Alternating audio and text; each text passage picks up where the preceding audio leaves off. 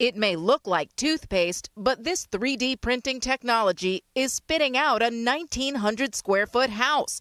The concrete foundation, interior and exterior walls, and utility conduits. This is the final product. We're trying to build houses in half the time for half the price. New York-based SQ4D printed the model home in about 2 days with barely 3 workers, and it's cheap. Our profits will be higher, and we will be able to show that with more projects that we do.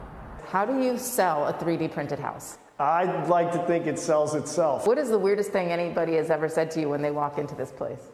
Oh man, is it plastic? The company now has the permits to build on this site down the road, the first 3D printed home for sale to the public. 1,500 square feet, 3 bedrooms, 2 baths, listed at just under $300,000. That's about half the price of a comparable new home in the area. The offers are in the thousands. We are getting people are seeing the price across the nation and loving that. It's out layer by layer by layer, 2 inches thick. Potential buyers like the Johnsons from Kansas City are already lining up.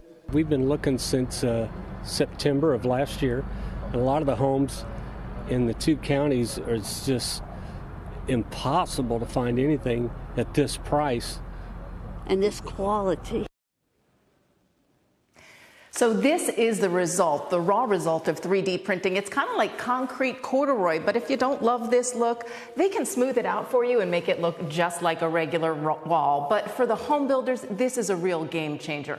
Right now, they're up against a severe labor shortage as well as skyrocketing prices for lumber, and both of those are combining to just make their costs really, really difficult right now. So this could address both of those. Back to you guys. Yeah, Diana, that's amazing. And the argument now largely seems to be price for 3D printing and what it can do in real estate. But 3D printing technology should allow companies to create shapes, perhaps do things with engineering that are impossible under traditional methods. Do you think that there's a premium end of this 3D printing and construction market?